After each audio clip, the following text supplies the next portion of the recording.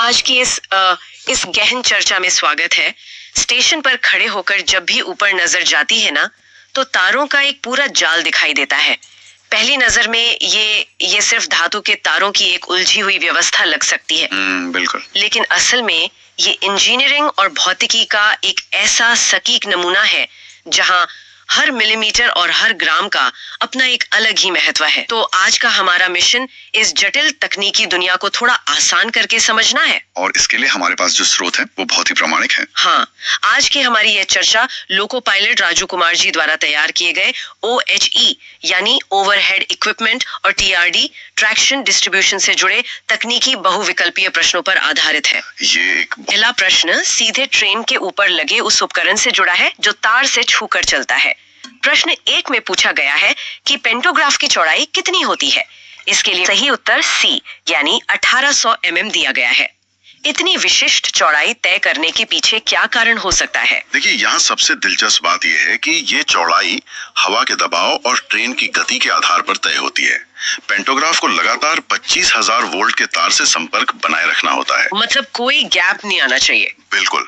और जो संपर्क तार ऊपर होता है ना, वो बिल्कुल सीधा नहीं होता। उसे जानबूझकर जिगजैग आकार में लगाया जाता है ताकि पेंटोग्राफ की कार्बन स्ट्रिप एक ही जगह से घिस के टूट ना जाए। ओह, तो ये घर्षण को बांटने के लिए है। सही पकड़ा।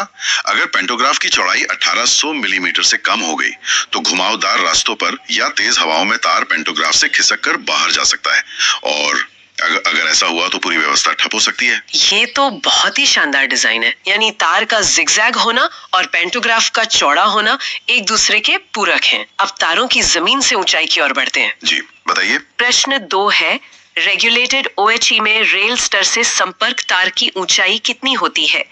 इसका सही जवाब है B 5.60 मीटर। 5.60 मीटर। और इसी से जुड़ा है प्रश्न 3 जो अनरेगुलेटेड OHE की बात करता है। प्रश्न 3 में पूछा गया है कि अनरेगुलेटेड OHE में रेल स्तर से संपर्क तार की ऊंचाई कितनी होती है। यहाँ सही उत्तर C यानी 5.75 मीटर है। तो एक में 5.60 और दूसरे में 5.75 मीटर। हाँ, मैं यही सोच रही थी कि इन दोनों में 0.15 मीटर का ये अंतर क्यों रखा गया है। अगर हम इसे बड़ी तस्वीर से जोड़कर देखें तो ये तापीय विस्तार मतलब जो थर्मल एक्सपेंशन होता है उसका एक बेहतरीन उदाहरण है।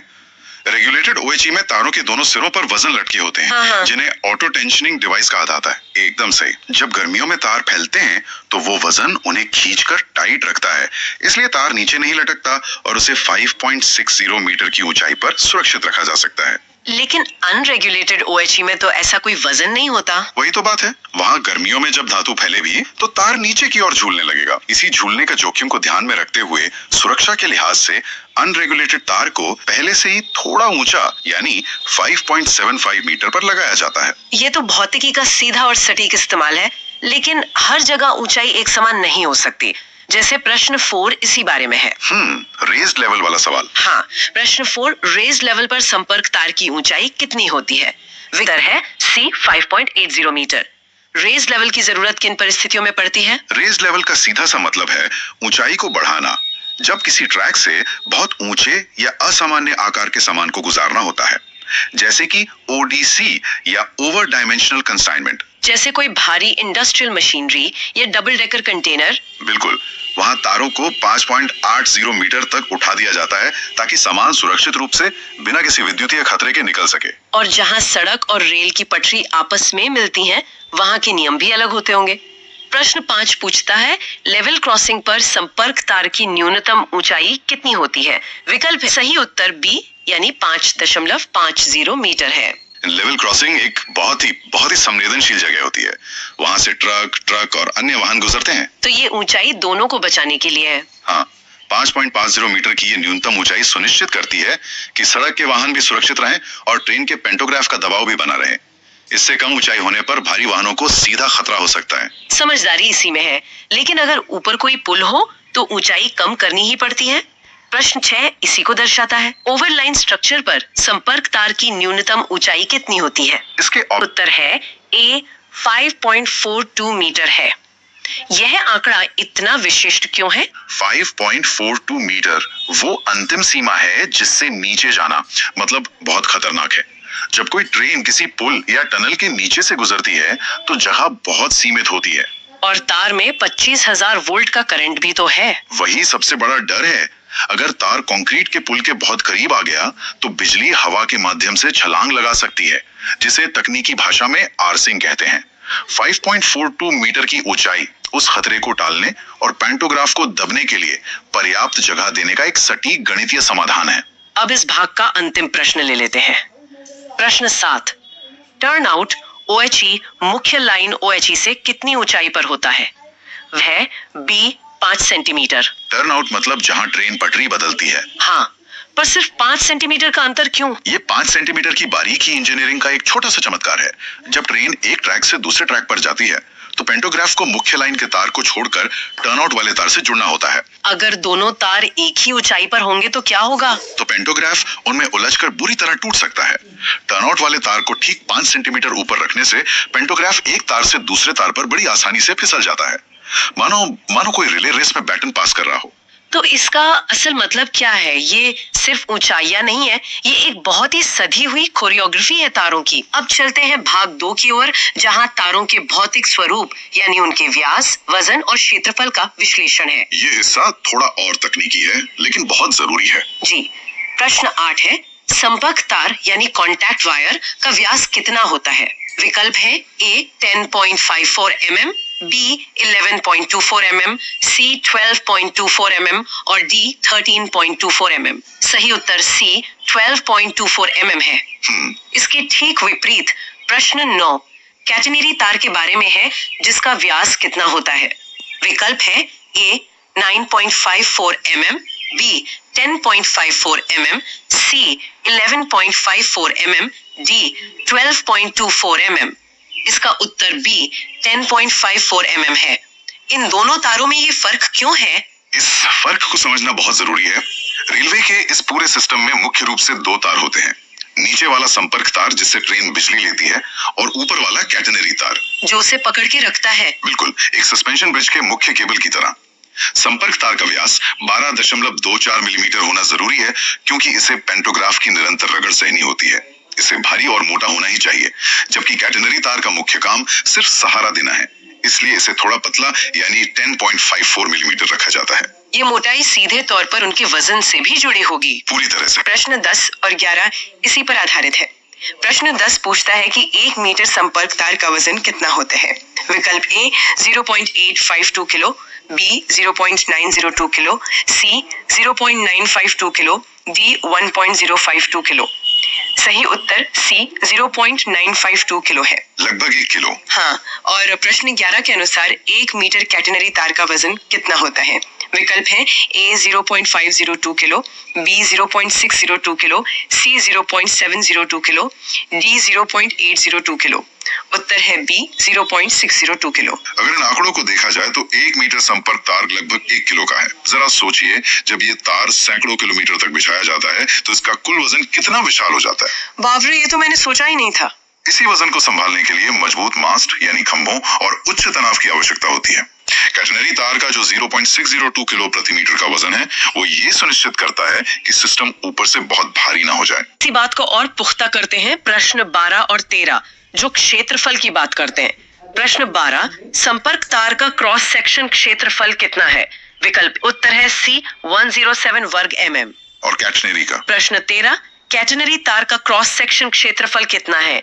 विकल्प सही उत्तर B 65 वर्ग mm है। ये जो 107 वर्ग मिलीमीटर का क्षेत्रफल है ना, ये सिर्फ वजन के लिए नहीं है, बल्कि ये विद्युत धारा यानी करंट ले जाने की क्षमता के लिए भी महत्वपूर्ण है। Current carrying capacity. हाँ, 25 केवी की बिजली को बिना अत्यधिक गर्म हुए प्रवाहित करने के लिए संपर्क तार में पर्याप्त धातु होनी चाहिए। तांबे के इस क्रॉस सेक्शन का ये गणित सुनिश्चित करता है कि ऊर्जा का नुकसान कम से कम हो। अब आते हैं चर्चा के भाग 3 पर, ड्रॉपर का नेटवर्क और उनकी बनावट। ऊपर का कैटेनरी तार नीचे के संपर्क तार को कैसे पकड़े रहता है? इसके लिए ड्रॉपर नामक छोटे ऊर्ध्वाधर तारों का इस्तेमाल होता है। बिल्कुल। प्रश्न 14, ड्रॉपर की संख्या तय करने का सूत्र पूछता है। वे उत्तर B है स्पैन भागे 9 + 1। यह सूत्र क्या बताता है? यहाँ स्पैन का अर्थ है 2 खंभों के बीच की दूरी। यह सूत्र यह तय करता है कि तारों के बीच कितने ड्रॉपर लगेंगे। ये सिर्फ एक गिनती नहीं है, ये एक यांत्रिक आवश्यकता है ताकि संपर्क तार पूरी लंबाई में जमीन के एकदम समानांतर रहे। अगर ऐसा न हो तो अगर ड्रॉपर सही संख्या में नहीं होंगे तो तार में लहरें पैदा हो सकती हैं, जो बहुत खतरनाक है। यह हमें प्रश्न 15 पर ले जाता है। सामान्य ड्रॉपर स्पेसिंग कितनी होती है? विकल्प उत्तर है डी 9 मीटर। हर 9 मीटर पर ही क्यों? ये बहुत ही शानदार सवाल है। जब हाई स्पीड ट्रेन का पेंटोग्राफ तार से टकराता है तो एक तरंग यानी वेव उत्पन्न होती है, बिल्कुल वैसे ही जैसे गिटार के तार को छेड़ने पर होती है। हाँ, कंपन होता है। सही कहा। अगर ड्रॉपर की दूरी 9 मीटर से कम या ज्यादा की जाए तो वेव की गति और ट्रेन की गति के बीच का संतुलन बिगड़ सकता है, जिससे खतरनाक ऑसिलेशंस पैदा हो सकते हैं। 9 मीटर की ये दूरी उस वेव को नियंत्रित करती है। लेकिन खंभे के पास ये दूरी बदल जाती है ना? प्रश्न 16 है, मास्ट यानी खंभे से पहले ड्रॉपर की दूरी कितनी होती है? वही उत्तर बी 2.25 मीटर है। खंभे के पास यह नियम क्यों बदल जाता है? क्योंकि खंभे के पास पूरा सिस्टम बहुत कठोर या स्टिफ हो जाता है। वहाँ ब्रैकेट लगे होते हैं जो तार को पकड़ते हैं। अगर वहाँ भी 9 मीटर की दूरी पर ड्रॉपर लगाया जाए तो वहाँ एक हार्ड स्पॉट बन जाएगा और पेंटोग्राफ टकराएगा। हाँ, जब ट्रेन वहाँ से गुजरेगी तो पेंटोग्राफ को जोर का झटका लगेगा और चिंगारी निकलेगी। 2.25 मीटर की ये दूरी उस झटके को सोखने के लिए एक तरह से कुशन का काम करती है। क्या बात है। अब इन ड्रॉपर्स की मोटाई पर भी नजर डालते हैं। प्रश्न 17, ड्रॉपर का व्यास कितना होता है? वह है बी 5 mm। ये सामान्य ड्रॉपर है। वहीं प्रश्न 18 में रजिस्टर आर्म ड्रॉपर का व्यास पूछा गया है, जिसका ही उत्तर सी 7 mm है। और एक और है, प्रश्न 19, रिजिड ड्रॉपर का व्यास कितना होता है? उत्तर है सी 12.24 mm। एक ही काम करने वाले तारों में इतनी अलग अलग मोटाई क्यों? देखिए, ड्रॉपर को न सिर्फ वजन उठाना है बल्कि हवा और घुमावदार पट्टियों के तनाव को भी झेलना है। सामान्य जगहों पर 5 मिलीमीटर का ड्रॉपर पर्याप्त लचीलापन देता है। और रजिस्टर आर्म में? रजिस्टर आर्म जहां तार को ब्रैकेट से जोड़ा जाता है वहां तनाव अधिक होता है, इसलिए वहां 7 मिलीमीटर का इस्तेमाल होता है। और जहां हमें तार को बिल्कुल भी हिलने नहीं देना है वहां रिजिड यानी 12.24 मिलीमीटर का ड्रॉपर लगाया जाता है। ये लचीलेपन और कठोरता का एकदम सही मिश्रण है। इस हिस्से का आखिरी सवाल ले लेते हैं। प्रश्न 20, इन स्पैन ड्रॉपर की निश्चित लंबाई कितनी होती है? उत्तर है सी 105 mm। लगभग 10.5 सेंटीमीटर का ये ड्रॉपर स्पैन के बिल्कुल बीच में होता है। यह सुनिश्चित करता है कि कैटेलरी तार और संपर्क तार के बीच की न्यूनतम दूरी बनी रहे, ताकि दोनों आपस में टकराकर टूट न जाएं। चलिए, अब हम इस चर्चा के अंतिम और बहुत ही महत्वपूर्ण भाग 4 पर आते हैं। ये लिमिट्स, ग्रेडियंट और सुरक्षा मानकों के बारे में है। ये मेरा पसंदीदा हिस्सा है। तो स्रोत के अनुसार प्रश्न 21 पूछता है, मुख्य लाइन पर संपर्क तार का कंडेम्ड व्यास कितना होता है? उत्तर है सी 8.25 mm। कंडेम्ड का मतलब है कि तार को अब बदलना ही होगा। बिल्कुल, आपको याद होगा नया तार 12.24 मिलीमीटर का था। लाखों पेंटोग्राफ की रगड़ से वो धीरे धीरे घिसता है। जैसे ही वो 8.25 मिलीमीटर का रह जाता है वो खतरे के निशान पर पहुंच जाता है। क्योंकि मुख्य लाइन पर तो ट्रेनें बहुत तेज चलती हैं। हाँ, 100 से 130 किलोमीटर प्रति घंटे की रफ्तार से। अगर इतने पतले तार को नहीं बदला गया तो भारी तनाव और घर्षण के कारण तार बीच से टूट सकता है, जिससे बहुत बड़ा हादसा हो सकता है। लेकिन दिलचस्प बात यह है कि ये नियम यार्ड के लिए अलग है। प्रश्न 22, यार्ड में संपर्क तार का कंडेम्ड व्यास कितना होता है? उत्तर है बी 8.00 mm। यार्ड में तार को थोड़ा और घिसने क्यों दिया जाता है? ये पूरी तरह से गति और बलों के गणित पर आधारित है। यार्ड में ट्रेनें बहुत धीमी गति से चलती हैं, सिर्फ शंटिंग या पार्किंग के लिए। तो एरोडायनामिक दबाव कम होता होगा। एकदम सटीक। वहां पेंटोग्राफ का तार पर पड़ने वाला दबाव बहुत कम होता है, इसलिए 8 mm तक घिसने के बाद भी तार के टूटने का जोखिम ना के बराबर होता है। ये सुरक्षा से समझौता किए बिना संसाधनों का इष्टतम उपयोग है। अब तार के झुकाव की बात करते हैं। प्रश्न 13, मुख्य लाइन पर संपर्क तार का अनुमेय ग्रेडियंट यानी परमिसिबल ग्रेडियंट कितना होता है? विकल्प ए ही उत्तर है बी 3 mm प्रति मीटर। ग्रेडियंट का सीधा मतलब है ढलान। जब तार की ऊंचाई को बदलना होता है, जैसे किसी पुल के नीचे जाने के लिए, तो उसे अचानक नहीं किया जा सकता। तो ये 3 mm का नियम क्या करता है? 3 मिलीमीटर प्रति मीटर का नियम यह तय करता है कि तार बहुत धीरे धीरे नीचे आए। अगर ढलान इससे तेज होगी तो पेंटोग्राफ तार से छिटक जाएगा, जिससे भयंकर स्पार्किंग होगी और बिजली की आपूर्ति कट जाएगी। नियमों के अनुसार हम प्रश्न 24 को छोड़ रहे हैं और अब इस गहन चर्चा के लिए स्रोत सामग्री का आखिरी प्रश्न लेते हैं। जी। प्रश्न 25, लाइव वायर और अर्थ के बीच क्लियरेंस कितना होता है? उत्तर सी 50 सेंटीमीटर है। अर्थ यानी जमीन या कोई भी आसपास का ढांचा। ये 50 सेंटीमीटर इतना महत्वपूर्ण क्यों है? ये 50 सेंटीमीटर जीवन और मृत्यु के बीच का फासला है। इन तारों में 25,000 वोल्ट की प्रत्यावर्ती धारा दौड़ रही होती है। इतनी उच्च वोल्टेज में बिजली को सफर करने के लिए हमेशा किसी का प्रश्न 26 पूछता है कि आरसी वायर और अर्थ के बीच क्लियरेंस कितना होता है। इसके आमतौर पर लोग सोचेंगे कि हाई वोल्टेज है तो मीटरों में दूरी होगी, लेकिन यहाँ मामला कुछ और ही है। इस प्रश्न का सही उत्तर 15 सेंटीमीटर है। सिर्फ 15 सेंटीमीटर? हाँ, यहाँ ध्यान देने वाली बात यह है कि आरसी वायर यानी रिटर्न कंडक्टर वायर का काम इस्तेमाल हो चुकी बिजली को वापस सबस्टेशन तक ले जाना होता है। यह मुख्य पावर लाइन की तरह खतरनाक नहीं होता, लेकिन फिर भी अर्थ से यानी जमीन या ग्राउंडेड स्ट्रक्चर से इसकी 15 सेंटीमीटर की दूरी तय की गई है। मतलब लगभग एक आम स्कूल स्केल के बराबर? एकदम सही। सुनने में बहुत कम लगता है, लेकिन इंजीनियरिंग के नजरिए से ये एक नपी तुली दूरी है।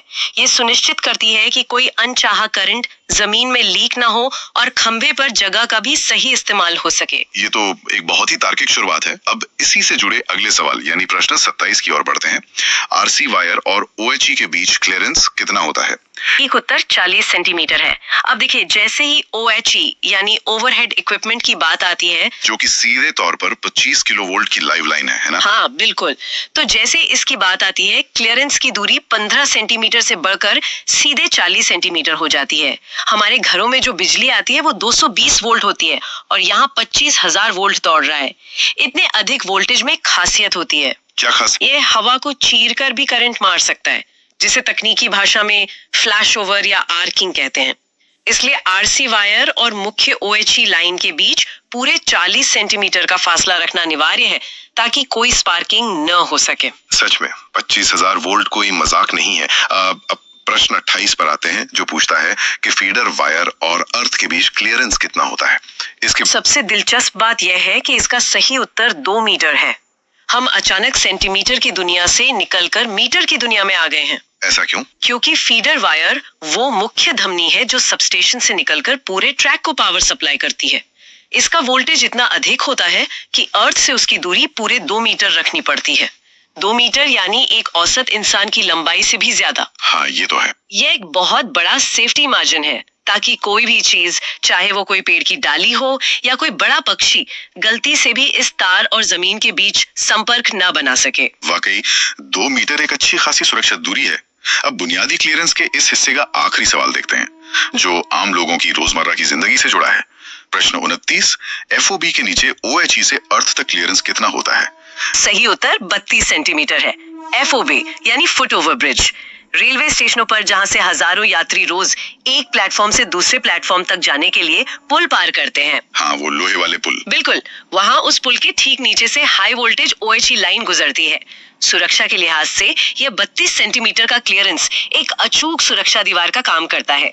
ये इतनी सटीक दूरी है जो ये सुनिश्चित करती है कि पुल से गुजरने वाले यात्रियों और नीचे दौड़ रहे भारी करंट के बीच एक सुरक्षित दायरा बना रहे। भले ही पुल पे भारी भीड़ के कारण हल्का कंपन ही क्यों ना हो रहा हो, है ना? एकदम सही पकड़े। ये जानकर बहुत तसल्ली होती है कि हर चीज का इतना बारीकी से ध्यान रखा गया है। तो चलिए अब स्रोत के भाग 2 की ओर मुड़ते हैं, जो डेंजर जोन और ओवरलैप की समझ के बारे में है। यहाँ जो कॉन्सेप्ट सामने आता है वो डेंजर जोन का है।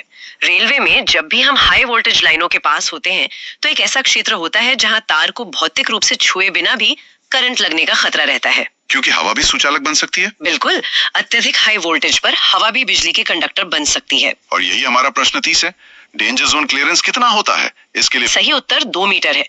अगर हम इसे पिछले एक सवाल से जोड़ें तो याद होगा कि फीडर वायर और अर्थ के बीच का क्लियरेंस भी 2 मीटर ही था। हाँ, रेलवे में ये 2 मीटर का दायरा एक यूनिवर्सल डेंजर जोन माना जाता है। इस परिधि के अंदर किसी भी बिना सुरक्षा उपकरण वाले व्यक्ति या वस्तु का आना बेहद खतरनाक हो सकता है। ये एक अदृश्य बुलबुला है जिसे कभी नहीं तोड़ना चाहिए। ये तो याद रखने के लिए एक बेहतरीन पैटर्न है। जो लोग इस विषय को पढ़ रहे हैं उनके लिए पैटर्न बहुत काम आएगा। इसी से जुड़ा है प्रश्न 31, ओएचई फीडर वायर क्लियरेंस कितना होता है? इसका उत्तर भी 2 मीटर ही है। ये फिर से इसी बात को साबित करता है कि फीडर वायर और हाई वोल्टेज के मामले में 2 मीटर का नियम एकदम कड़ाई से लागू होता है। इसमें कोई समझौता नहीं किया जाता। सही बात है। अब यहाँ से चर्चा एक नए उपकरण की तरफ मुड़ती है, जो है ओवरलैप। प्रश्न 32 पूछता है, इंसुलेटेड ओवरलैप यानी आईओएल क्लियरेंस कितना होता है? इसका उत्तर 50 सेंटीमीटर है। इसे समझने के लिए एक रिले रेस की कल्पना कीजिए जहां एक धावक दूसरे धावक को बैटन पकड़ाता है। अच्छा। रिले रेस की तरह। हाँ। रेलवे ट्रैक पर तारों की लंबाई सीमित होती है। जहां एक तार खत्म होता है और दूसरा शुरू होता है, वहां तारों को एक दूसरे के समानांतर ओवरलैप किया जाता है ताकि ट्रेन का पेंटोग्राफ बिना पावर टूटे आगे बढ़ सके। पेंटोग्राफ मतलब वो ढांचा जो ट्रेन के ऊपर लगा होता है और तार से छूकर चलता है। बिल्कुल। जब ये ओवरलैप इंसुलेटेड होता है, यानी दोनों तारों के बीच कोई इलेक्ट्रिकल कनेक्शन नहीं होता और वे अलग अलग पावर सोर्स से जुड़े होते हैं, तो उनके बीच 50 सेंटीमीटर की पर्याप्त दूरी रखी जाती है। ऐसा इसलिए ताकि दोनों सेक्शंस का पावर आपस में टकराकर कोई शॉर्ट सर्किट न कर दें। बहुत ही शानदार एनालॉजी है रिले रेस वाली। लेकिन जब यही ओवरलैप अनइंसुलेटेड हो तो क्या होता है? यही हमारा प्रश्न 33 है। अनइंसुलेटेड ओवरलैप यानी UIOL क्लियरेंस कितना होता है? यहाँ विकल्प 10, 20, 30 और 40 सेंटीमीटर हैं। इंसुलेटेड में दूरी 50 सेंटीमीटर थी, लेकिन अनइंसुलेटेड में ये घटकर सिर्फ 20 सेंटीमीटर रह जाती है। आधी से भी कम। ऐसा क्यों? ऐसा इसलिए क्योंकि अनइंसुलेटेड ओवरलैप में दोनों तार एक ही पावर सोर्स से जुड़े होते हैं, इसलिए उनके बीच वोल्टेज का कोई अंतर नहीं होता, स्पार्किंग का खतरा कम होता है और वे एक दूसरे के काफी करीब रखे जा सकते हैं। समझ गया। चलिए अब भाग 3 में चलते हैं, जहां स्रोत में समय और यांत्रिक दूरियों की यानी मैकेनिकल डिस्टेंसेस की चर्चा की गई है। प्रश्न 34 है, लॉन्ग टाइम क्लियरेंस कितना होता है? क्लियरेंस का मतलब है वह न्यूनतम दूरी जो सामान्य स्थिर परिस्थितियों में लंबे समय तक बिना किसी खतरे के बरकरार रहनी चाहिए। ये वह डिफॉल्ट सेफ्टी मार्जिन है जिस पर सिस्टम आमतौर पर काम करता है। और इसके ठीक विपरीत है प्रश्न 35, शॉर्ट टाइम क्लियरेंस कितना होता है? अब देखिए, तार हमेशा स्थिर नहीं रहते। जब कोई तेज रफ्तार ट्रेन गुजरती है तो हवा का भारी दबाव बनता है। काफी तेज हवा लगती है। बिल्कुल। ट्रेन का पेंटोग्राफ जब तार को नीचे से धकेलता है या जब तेज आंधी चल रही होती है तो तार कुछ सेकंड के लिए अपनी जगह से हिल सकते हैं। उस छोटे से प्रश्न 36 पर आते हैं, आइसोलेटर के फिक्स्ड कांटेक्ट और ऑपरेटिंग रॉड के बीच क्लियरेंस कितना होता है? सटीक उत्तर 38 सेंटीमीटर है। आइसोलेटर एक बड़े स्विच की तरह होता है जो जरूरत पड़ने पर किसी खास हिस्से की पावर को चालू या बंद करता है। इसके स्थिर हिस्से और उसे नीचे से चलाने वाली रॉड के बीच 38 सेंटीमीटर की दूरी रखी जाती है ताकि स्विच ऑपरेट करने वाले कर्मचारी को हाई वोल्टेज लाइन से कोई खतरा न हो। सही। एकदम सही। सेफ्टी सबसे ऊपर है। अब प्रश्न 37 देखते हैं, जो मुझे व्यक्तिगत रूप से इस पूरे संकलन में सबसे बारीक लगा। सेक्शन इंसुलेटर रनर क्लियरेंस कितना होता है? इसका उत्तर 22.5 सेंटीमीटर है। ये आधा सेंटीमीटर यानी 0.5 सेंटीमीटर की बारीकी वाकई काबिले तारीफ है। सेक्शन इंसुलेटर वह उपकरण है जो OHE को अलग अलग इलेक्ट्रिकल सेक्शन में बांटता है। वहां रनर के लिए ठीक 22.5 सेंटीमीटर की जगह छोड़ी जाती है। रनर जिस पर पेंटोग्राफ फिसलता है। हाँ, ये इतनी सटीकता से इसलिए मापा जाता है ताकि ट्रेन का पेंटोग्राफ बहुत ही स्मूथ तरीके से बिना किसी झटके या स्पार्क के एक सेक्शन से दूसरे सेक्शन में सरक सके। अगर ये 23 या 22 होता तो पेंटोग्राफ उलझकर टूट सकता था। कमाल की इंजीनियरिंग है।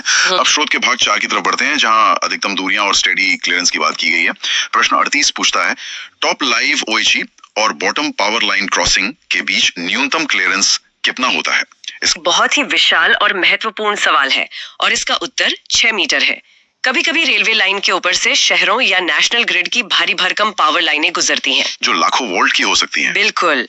ऐसे में नीचे दौड़ रही रेलवे की लाइव OHE और ऊपर से गुजर रही उस पावर लाइन के बीच कम से कम 6 मीटर यानी लगभग 20 फीट का फासला होना चाहिए। ये विशाल दूरी दो अलग अलग हाई पावर नेटवर्क्स को एक दूसरे के मैग्नेटिक फील्ड और फ्लैशओवर से सुरक्षित रखने के लिए बेहद जरूरी है। 20 फीट का फासला, इससे अंदाजा लगता है कि वो पावर लाइनें कितनी शक्तिशाली होती होंगी। अब स्टेडी क्लियरेंस पर आते हैं। प्रश्न 39 पूछता है, न्यूनतम स्टेडी क्लियरेंस कितना होता है? विकल्प। और इसी के साथ प्रश्न 40 भी जुड़ा है, अधिकतम स्टेडी क्लियरेंस कितना होता है? जिसकी न्यूनतम स्टेडी क्लियरेंस का उत्तर 25 सेंटीमीटर है और अधिकतम स्टेडी क्लियरेंस का उत्तर 35 सेंटीमीटर है। इसे समझने के लिए स्टेडी आर्म को जानना होगा। ये खंबे से जुड़ा वह पुर्जा है जो OHE तार को उसकी सही जगह पर पकड़ कर रखता है। अच्छा। रेलवे में तार बिल्कुल सीधे नहीं होते, उन्हें हल्का सा जिगजैग या स्टैगर रखा जाता है ताकि पेंटोग्राफ एक ही जगह से घिसकर कट न जाए।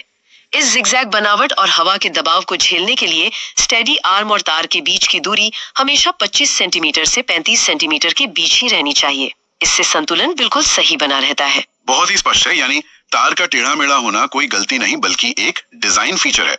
आगे बढ़ते हैं प्रश्न 41 पर। OLS के नीचे से OHE तक न्यूनतम क्लियरेंस कितना होता है?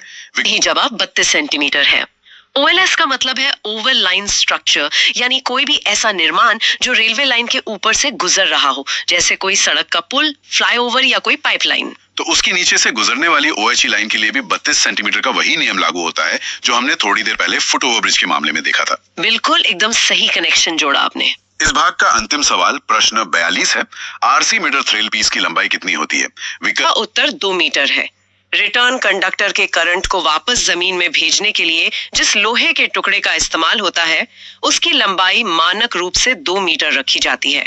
जमीन के साथ संपर्क का क्षेत्र जितना ज्यादा होगा, करंट उतनी ही आसानी से और सुरक्षित रूप से ग्राउंड हो सकेगा, इसलिए इसे पूरा 2 मीटर लंबा रखा जाता है। तो इस सब का क्या मतलब है? हमने अभी तक सिर्फ भौतिक दूरियों और क्लियरेंस की बहुत बात कर ली। अब हमारी इस चर्चा के 5वें और अंतिम भाग में प्रवेश करते हैं, जहां हम दूरी से हटकर सीधे बिजली के खेल यानी अर्थ रेजिस्टेंस और करंट कैपेसिटी पर बात करेंगे। ये शायद पूरे सिस्टम का सबसे क्रिटिकल हिस्सा है, रेजिस्टेंस यानी प्रतिरोध। इसे एक पानी के पाइप की तरह समझें। अगर पाइप के अंदर कचरा फंसा है, यानी रेजिस्टेंस ज्यादा है, तो पानी आसानी से नहीं बहेगा। हाँ, फ्लो रुक जाएगा। बिल्कुल। अर्थिंग के मामले में हम चाहते हैं कि रेजिस्टेंस कम से कम हो, ताकि कोई भी फॉल्ट या लीकेज वाला करंट तुरंत बिना किसी रुकावट के जमीन के अंदर चला जाए और सिस्टम सुरक्षित रहे। चलिए इसे स्रोत के आंकड़ों से समझते हैं। प्रश्न 43 पूछता है, TSS का अर्थ रेजिस्टेंस कितना होता है? ये उत्तर है 0.5 ओम। TSS यानी ट्रैक्शन सबस्टेशन, जो पूरे रेलवे इलेक्ट्रिकल सिस्टम का दिल होता है। यहीं से ग्रिड की बिजली रेलवे की बिजली में बदलती है। तो क्योंकि यहाँ पावर सबसे ज्यादा होती है, इसलिए इसका अर्थ रेजिस्टेंस पूरे सिस्टम में सबसे कम सिर्फ 0.5 ओम रखा जाता है। एकदम सही। यह सुनिश्चित करता है कि अगर सब स्टेशन में कोई भयंकर शॉर्ट सर्किट हो, तो हजारों एम्पियर का करंट मिली सेकेंड्स में जमीन में समा जाए। एकदम लॉजिकल। सबसे महत्वपूर्ण जगह पर सबसे कम रुकावट। अब प्रश्न 44 देखते हैं। ऑक्सिलरी ट्रांसफार्मर का अर्थ रेजिस्टेंस कितना होता है? जवाब 10 ओम है। ऑक्सिलरी ट्रांसफार्मर छोटे ट्रांसफार्मर होते हैं जो रेलवे स्टेशनों पर सिग्नल, लाइट या छोटे उपकरणों के लिए 230 वोल्ट की सप्लाई देते हैं। चूंकि इनकी पावर क्षमता काफी कम होती है, इसलिए यहाँ 10 ओम तक का थोड़ा ज्यादा रेजिस्टेंस भी तकनीकी रूप से सुरक्षित माना जाता है। इसी तरह स्रोत में प्रश्न 45 भी है। करंट ट्रांसफार्मर का अर्थ रेजिस्टेंस कितना होता है? और इसका उत्तर भी 10 ओम ही है। करंट ट्रांसफार्मर मुख्य रूप से करंट मापने और प्रोटेक्शन रिले को सिग्नल देने का काम करते हैं। ये भी छोटे उपकरण हैं, इसलिए इनके लिए भी 10 ओम का नियम ही लागू होता है। लेकिन अगला सवाल प्रश्न 46 कुछ अलग है। बूस्टर ट्रांसफार्मर का अर्थ रेजिस्टेंस कितना होता है? विकल्प दिए गए हैं 1, 2, 5 और 10 ओम। यहाँ सही उत्तर 2 ओम है। बूस्टर ट्रांसफार्मर का काम बहुत विशिष्ट होता है। जब ट्रेन ट्रैक पर चलती है, तो हाई वोल्टेज के कारण आसपास के टेलीकॉम और सिग्नलिंग लाइनों में इंटरफेरेंस यानी रुकावट या नॉइज पैदा हो सकता है। और बूस्टर ट्रांसफार्मर इसी रुकावट को खत्म करते हैं। हाँ, इनका काम ज्यादा क्रिटिकल और बड़े नेटवर्क से जुड़ा होता है, इसलिए इनका रेजिस्टेंस 10 ओम के बजाय बहुत कम यानी 2 ओम रखा जाता है। अब बात करते हैं इन मशीनों की ताकत यानी कैपेसिटी की। प्रश्न 47 पूछता है, TSS ट्रांसफार्मर की क्षमता कितनी होती है? विकल्प हैं 15 MVA, 18 MVA, 21.6 MVA और 25 MVA। सही जवाब 21.6 MVA है। MVA का मतलब है मेगा वोल्ट एम्पियर, जो पावर नापने की एक बहुत बड़ी इकाई है। भारतीय रेलवे के ट्रैक्शन सबस्टेशन में आमतौर पर इसी विशिष्ट क्षमता वाले ट्रांसफार्मर का इस्तेमाल होता है।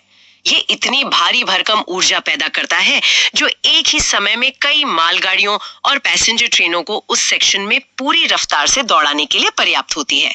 और ये अथाह ऊर्जा जब ऊपर लगे तारों से गुजरती है तो क्या होता है? यही हमारा प्रश्न 48 पूछता है। OHE की करंट वहन क्षमता यानी करंट कैरिंग कैपेसिटी कितनी होती है? विकल्प है 500 एम्पियर्स, 600 एम्पियर्स, 700 एम्पियर्स और 800 एम्पियर्स। इसका उत्तर 600 एम्पियर है।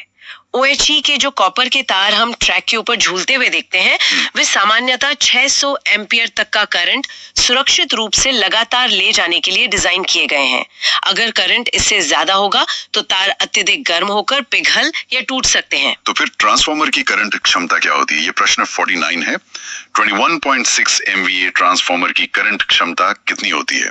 विकल्प है 600, 700, 800 और 900 एम्पियर। इसका उत्तर 800 एम्पियर है।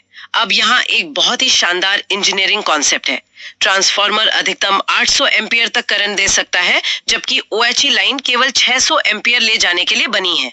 यह 200 एम्पियर का जो अंतर है वो एक सेफ्टी बफर है। अच्छा, ताकि ट्रांसफार्मर पे लोड ना पड़े। बिल्कुल, यह इसलिए रखा जाता है ताकि पीक लोड के समय, मान लीजिए जब कई ट्रेनें एक साथ एक्सेलरेट कर रही हों, तो तार अपनी पूरी क्षमता पर काम कर रहे हों, लेकिन ट्रांसफार्मर पर कभी ओवरलोड ना पड़े और वो ठंडा रहे। क्या बात है, यानी तार अपनी लिमिट पर हो सकते हैं लेकिन सोर्स हमेशा रिलैक्स्ड रहता है। चलिए अब आरजू बुनार लोगों के इस संकलन के अंतिम पड़ाव प्रश्न 50 पर आते हैं। डिस्क इंसुलेटर का व्यास कितना होता है? विकल्प दिए गए हैं 120 मिलीमीटर, 140 मिलीमीटर, 150 मिलीमीटर और 160 मिलीमीटर। इस पूरी श्रृंखला का सही उत्तर 150 मिलीमीटर है। डिस्क इंसुलेटर वो चीनी मिट्टी या पॉलीमर की गोल गोल प्लेट्स होती हैं, जिन्हें आपने खंभों और तारों के बीच लटकते हुए देखा होगा। उनका व्यास ठीक 150 मिलीमीटर तय किया गया है। इसका भी कोई खास कारण होगा? हाँ, ये डिजाइन इसलिए ऐसा होता है ताकि बारिश के पानी और धूल के बावजूद 25,000 वोल्ट के भारी करंट को खंभों के जरिए जमीन में जाने से पूरी तरह रोका जा सके। इसे क्रीपेज डिस्टेंस मेंटेन करना कहते हैं। तो अब आज की इस